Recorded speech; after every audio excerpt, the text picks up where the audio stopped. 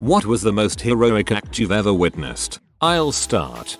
I was about 10 and was swimming in the ocean with my 3 little siblings and my mom, who was holding my little brother because he was still a baby. All of a sudden she screams out, in terrible pain, then yells, "Feet up, swim to shore." Now she grabs my little sister. She is limping, holding my brother and sister when she screams again and falls backwards. All the while holding my baby brother 6 inches above water, my sister over her shoulder to avoid the fricking school of stingray that were passing by, and we had trampled all over. We made it to shore. She had 3 stings total on her right leg, 1 in her foot, and had to be hospitalized for 2 days. None of us got stung at all. Mom in like a boss. TLDR. My mom took 4 stingray stings while holding her kids above water. And this is why we teach Florida school kids the stingray shuffle. I was about 10 when my dad was driving. A friend of his was in the passenger seat, Tom, and I in the back, late at night, and we drive up to damaged van and a flaming car standing in the middle of the motorway. Obviously a crash. Flaming. I mean, this car had flames everywhere. It was fully ablaze. The van driver was sitting on the median, in shock, apathetic. We stopped of course, and a guy runs up asking whether anyone has a phone. These were the old days. Phones were rare. My dad has one, and calls emergency services, describes the scene, gives all the info, etc. This takes a few minutes, and just as dad hangs up, the passenger door opens, and Tom, with blackened face, sits down. We hadn't even noticed he was gone. Apparently when the car stopped, he immediately got out, ran over to the burning car, pulled out 3 unconscious teenagers and laid them on the shoulder, like a boss. Others then set about doing first aid. We all drove off again when the ambulance arrived. Dad obviously did the right thing, calling emergency and staying with his kid, so no disrespect. But Tom was the hero. The teenagers, I guess, never knew who saved their lives. When I was a little kid, I lived on a farm that was bordered by a river. My cousins were visiting, and one of them was sitting on the riverbank. She must have only been 5 or 6 at the time. It had rained recently, so the river was high and swift. She fell into the river and couldn't swim back to shore. Her mom jumped in to save her. She was strong enough to swim back to shore but couldn't get back while holding her daughter. While my family was freaking out, our nice and obedient golden retriever, Charmer, jumped in and safely pulled them both back to shore like a motherfucking boss. He was probably the best dog we had. We were driving by a local park when my dad saw a kid hit another kid twice in the back with an aluminum baseball bat. He parked the car in the middle of a fairly active road, jumped out of the car and ran over there yelling the word stop so loudly, deeply, and aggressively that everyone in the neighborhood is probably still pooping themselves. The kid immediately dropped the bat and started to run, but my dad tackled him. My mom had to run back to our house, only a few blocks, to call the police because cell phones weren't really around then. A kid was something of a neighborhood menace and got sent to juvie. The victim was fine except for some major bruising. My dad said the next shot was aiming for the kid's head, so he probably prevented even worse things from happening. Good job, Dad. And to all the impressive people in this thread, there's nothing more frightening than the booming bass of the alpha dad voice. I'm told I used to drop to my knees and cry when my father just yelled no at the dog. I was about 14ish. I was sleeping over at a friend's house. The house next door started on fire. His parents woke us up to leave the house. When he realized what was happening, he popped up out of bed, jumped out the window, climbed off the roof of the house and ran over to the neighbors. Broke through a window and firemen carried the 2 retired people out of the house. He rescued them and their 2 dogs. Afterward, the fireman asked how he knew they were in there. He said, "I didn't. I just remembered the old man telling me one day that they had one of those chairs to go up the steps installed. I just knew inside me that they couldn't get down the steps. It was pretty crazy. It made the papers and he got one of those police citation award things or whatever they are called." I read this as he pooped up out of bed as if there was some sort of diarrhea explosion that launched him. This is my dad's story, because nothing exciting had ever happened to me. In 1970 in Bangladesh, there was a lot of turmoil due to the war for independence and my father was a university student. Back then, university students were sought by Pakistani officers, especially so because they tended to cause more problems for the Pakistani army. Because of this very reason, my father kept 2 ID cards on him. One was his university ID and the other was a fake salesman's ID he kept on him. He even grew a mustache and combed his hair to the side to stick with his salesman's facade. On his way home towards his home village, my dad had gotten stopped by a Pakistani officer who immediately asked for his ID. My dad, reacting with little time, pulled out the student ID by accident instead of the salesman's ID. The officer immediately pulled him to the side. The officer asked my dad if he was a freedom fighter, to which my dad replied he wasn't. The officer then showed an ID of one of my dad's friends and the officer said he had killed him earlier that day. My dad at that point was distraught, and that's when my grandfather showed up. He was already into his 70s and was a frail man.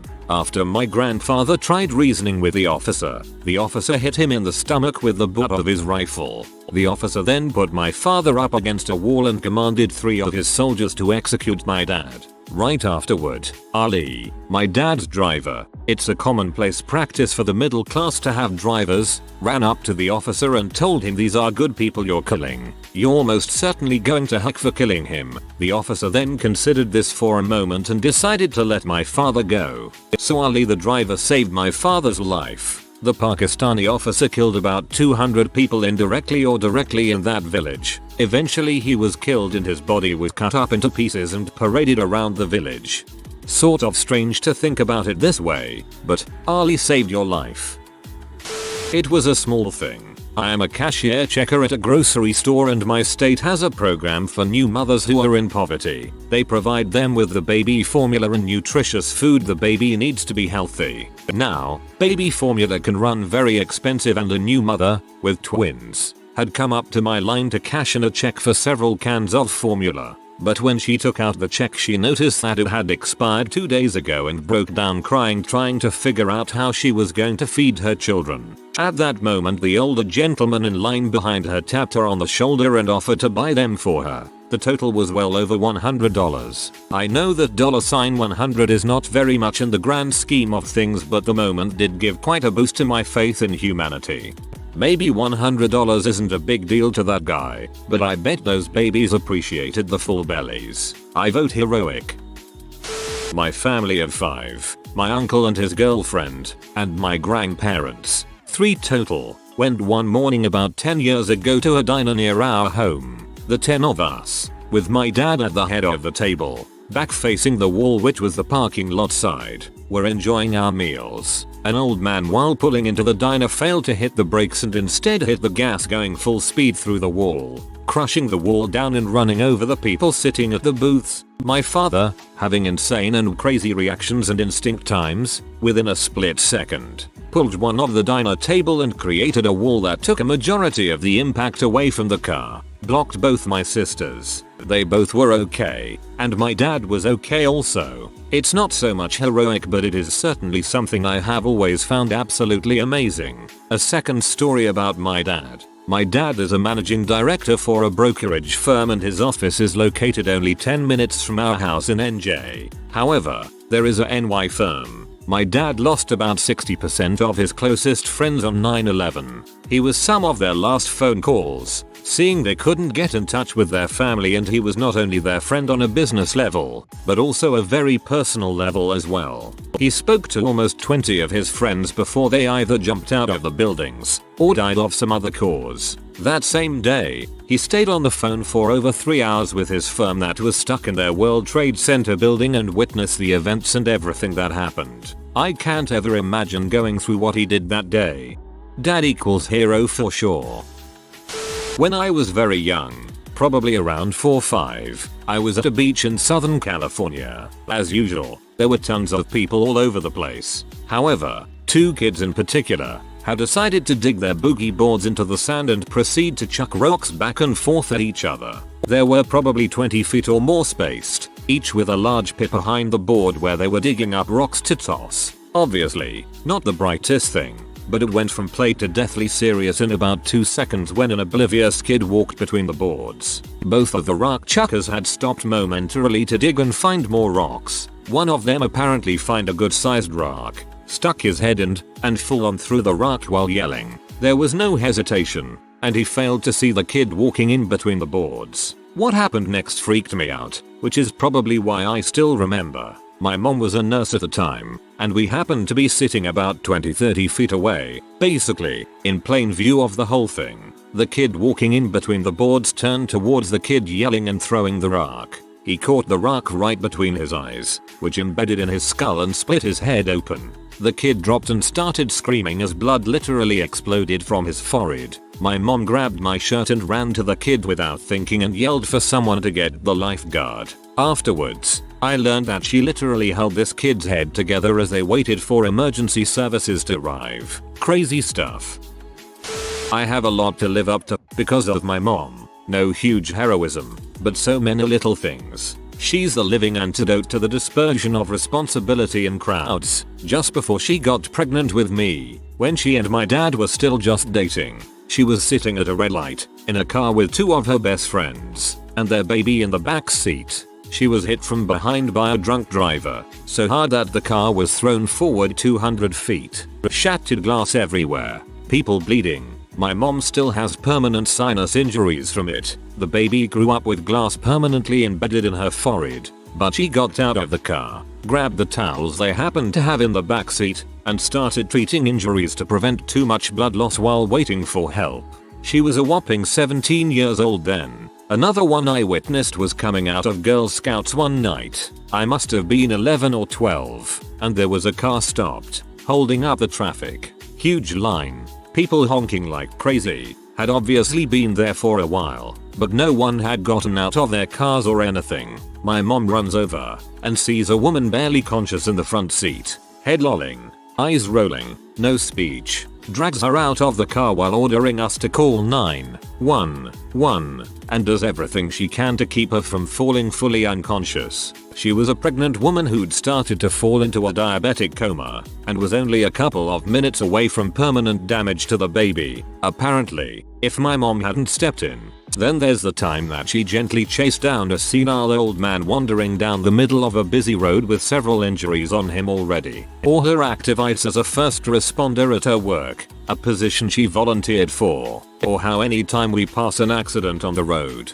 if emergency responders aren't there we have to stop, no matter what, so she can make sure everyone's okay and offer her help.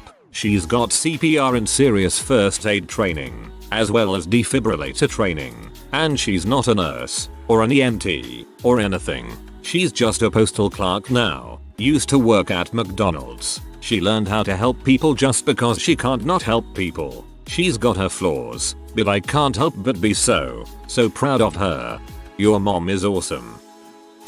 Couple years back, I was at a beach near the Okanagan. There was a lifeguard on duty at the beach. All of a sudden, he takes off sprinting into the water, swims out and pulls out a little kid who got tangled in his life jacket. I don't think anybody else on the beach noticed the kid at all, but somehow the lifeguard spotted him. I have a friend who's a lifeguard in Hawaii and he saves people on a daily basis. He says it's his job and it's no big deal, but I think it's really cool. BTW, the tourists are usually the ones that need saving.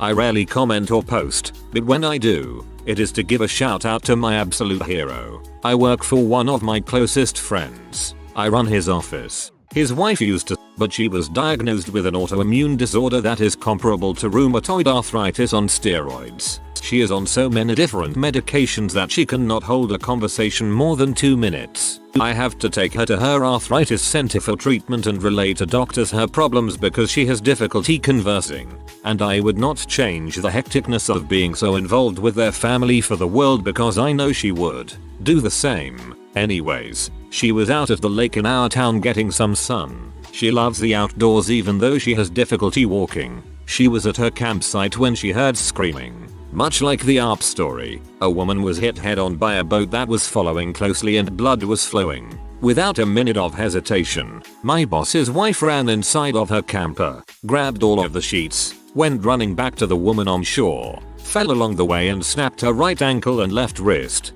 but got up and kept running. She pushed everyone aside, wrapped the lady's head up and applied pressure and held it there for 20 minutes for the EMTs to show up.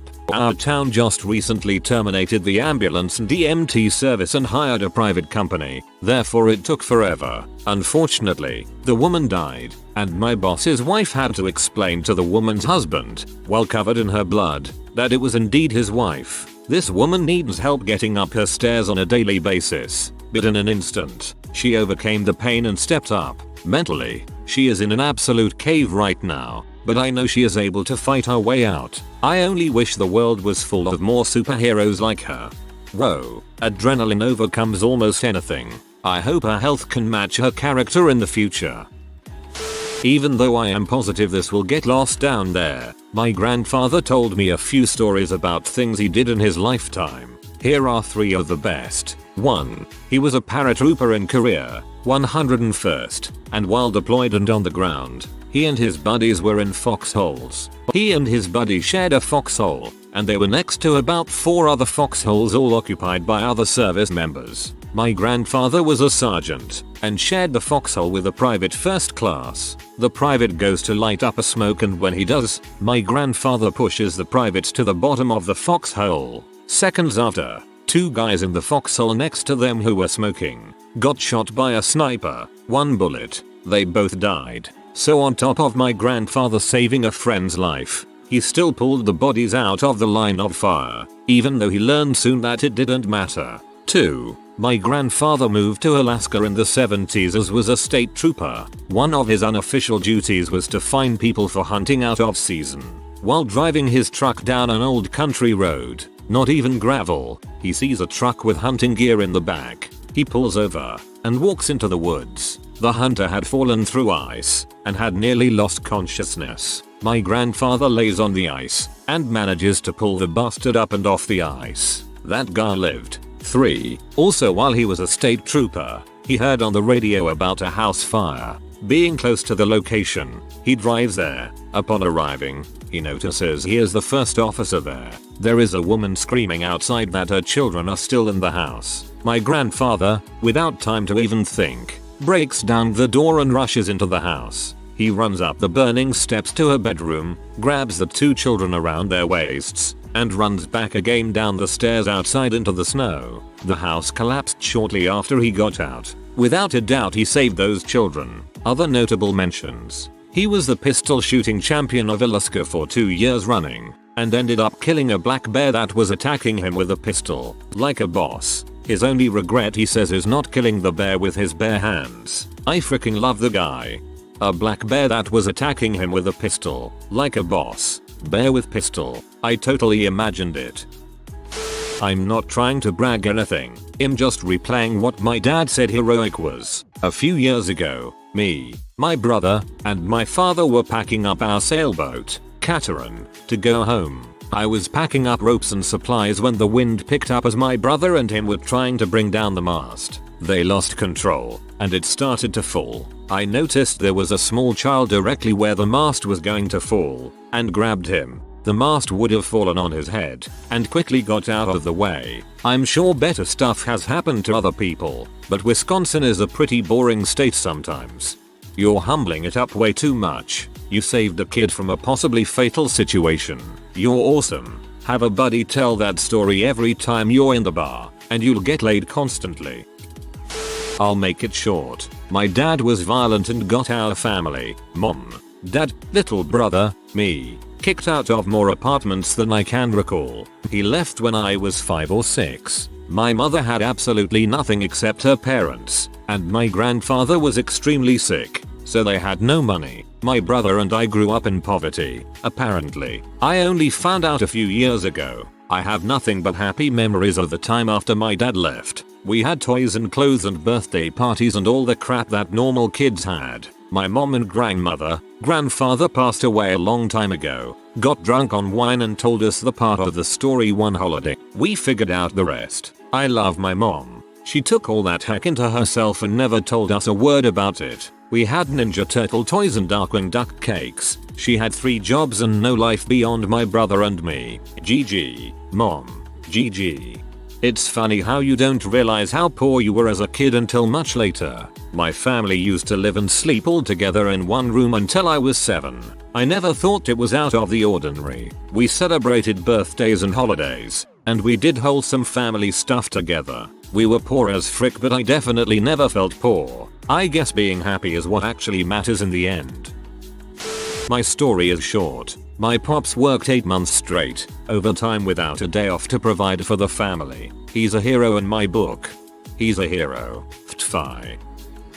My grandfather saved a man who had fallen into a large dam. The man had been caught deep underwater, on the thick grating, suctioned there by the extreme force of the moving water. My grandfather dove in with a rope and managed to pull the man out of the water. I can't imagine the extreme force he must have fought pulling the man out. He won the British Empire Medal for it, which I've always found amusing, as he had serious anti-colonial and anti-British sentiments. Thinking about it, I know there's a picture of him and the man he saved, as well as the guy who held the rope. One of the 2 other men had the biggest schnoz I've ever seen.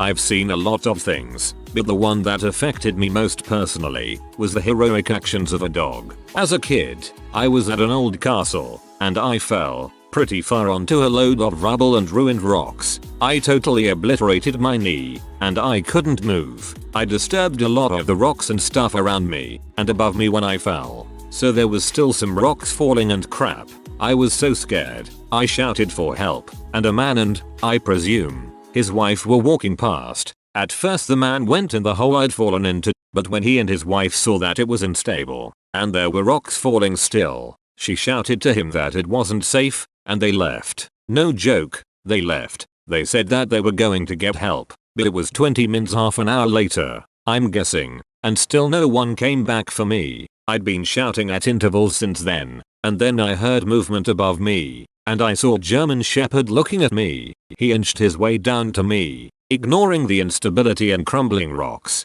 and he dragged me out. Once I was out, he ran and alerted his owner, who called an ambulance for me. That's my earliest memory. I was really young at the time. That dog could very well have saved my life, and to this day, is why I prefer animals to people. That's an awesome story. What a great dog. My grandmother got sick and nearly died in the hospital last year. She lives in NY and my immediate family lives in GA. My mom was in the Atlanta airport about to go on a business trip when she got the call from my uncle that my grandmother didn't have a pulse and was being worked on. My mom changed her flight and went straight to the hospital from the airport, where my grandmother was alive, but critical. Over the next 3 weeks my mom gave my grandmother constant bedside care. She worked from the hospital room and slept there most nights. On the rare occasion that she did leave the hospital, she was busy taking care of my grandfather, who has Parkinson's disease, and my great-grandmother who is 99 years old. My aunt and uncle who live in NY visited my grandmother a few times, but didn't take time off work to help or stay with her. My grandmother was eventually released from the hospital without ever finding out what exactly was wrong with her. It's been nearly a year and everyone is still doing well. My mom and I don't always see eye to eye, but I will always love and respect her for her selflessness and devotion to family. A friend of mine was dating a girl who was completely nuts, addicted to multiple drugs, alcohol, etc. She also had 2 kids from different fathers. My friend, we'll call him Ray, was living with a girl and her kids in an apartment. The mother doesn't come home one night. The second night she calls and tells him that she won't be coming home. She found the guy and was going away with him. When Ray asked about the kids, she said that she wasn't coming home. When he offered to take them to her, she refused. Ray was in his mid-20s at the time and had his whole life ahead of him, but he didn't hesitate to take care of the girls like they were his own. They were with him for close to 6 years before the mother came back and took them with her. It broke his heart to watch those kids go away with her, but he knew there wasn't anything he could do. He has spoken to them since then and the mother had in fact cleaned herself up. She has yet to utter a single thank you or show an ounce of gratitude towards him. I firmly believe in karma and this guy gives me hope for mankind. He is twice the man that I could ever hope to be and someone that I consider a role model. TLDR. Friend gave up the prime of his life to take care of 2 kids when their mother abandoned them for drugs and another man. Your friend amazes me to no end. Much respect. When I was 14, my family and a few friends were leaving an art museum and crossing the road legally when a BMW came flying out of a parking lot heading straight for us. I didn't have time to think about it, but I ran forward and grabbed our family friend's son, Timmy, by the collar and tossed him over my shoulder in a superhuman featuring goth strength where he landed back on the sidewalk. Then I took the car head on and I rolled over the hood. I woke up an hour later with everyone congratulating me. I don't mean to toot my own whistle. I have just always wanted to post that story on Reddit and this was a good excuse. This might get buried in the comments, but whatever. It's a great story. My grandfather's family is Jewish, and they are from Austria. His grandfather ran a dairy store, one of the main sources of food at the time, and was pretty successful. During World War I, everybody was extremely poor, and food was pretty scarce. So he, my great-great-grandfather, decided to give food to people for free, and let them pay him back after the war. Fast forward a few decades, and my grandfather and his family were still living in the same house in Austria. This was during the first year or two of World War II, and while his family knew about the Nazis and their actions, they thought that they would be safe. They were pretty rich, and thought that they would be immune to the anti-Jew violence that was so prevalent at the time. One day, they had a visitor. My great-grandfather goes to the door, and there to greet him is a young man in a Nazi uniform. The young man tells him that he and his family need to leave right away, and that within the day Nazi officials were going to go down that street, arrest all of the Jews, and take them to a concentration camp. My great-grandfather was surprised to hear this, especially from a Nazi, so he asked the young man why he had told them. It turns out, the young man's father was essentially saved by my great-great-grandfather giving him food and letting him pay the store back after World War I. My grandfather's family packed up as much as they could within the hour, and immediately took a train out of Austria. To think that that man risked his life and went against everything that Nazis stood for to save my grandfather and his family is pretty heroic in my book. Wow, that is a great story. If you are new to the channel, you can subscribe. I publish new videos every day. Until then, check another video.